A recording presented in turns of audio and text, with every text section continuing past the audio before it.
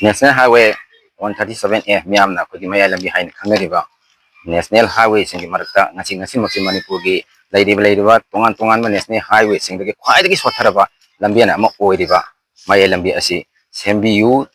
matongga chunaba lambian ama sembiu haiduna haukiba ko October gi tarik 13 ka koi Mayai Lambi apun balubna lambiala se matongga chunaba lambial ama oina sembina bagi damakta ko bangi khongjang chingjaki matangi numini kolakpa ko gi October ki tarik 19 da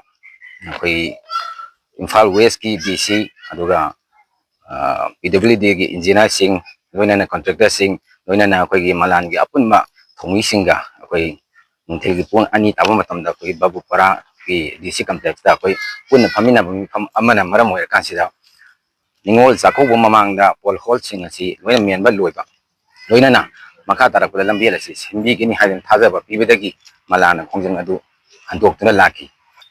PWD gi engineer sing amadi akogi contractor sing makada DC adi deputy commissioner si lairba haibase akogi malangi site gi ngasi achobo wang ama tholei ado hangjani wang amai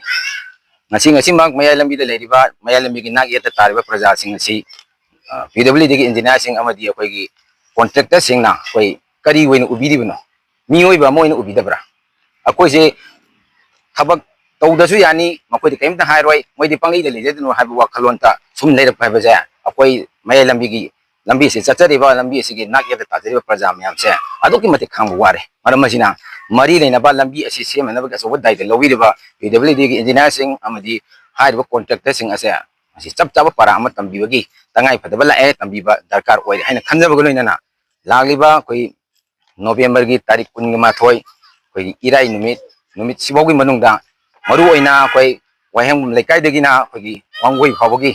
hatraba lambian sing ase sembal losinbiu karigumba hai jaga si sembal losin bidaba taragadi mathangi nonganba November gi tarik 12 thangje numit 2025 haiba numit asidagi malana madi tongan malanga chaminariba imaibel koi miyang boloina akan khongjang changjing mani haibagi wafamsi media gi thongda nokujari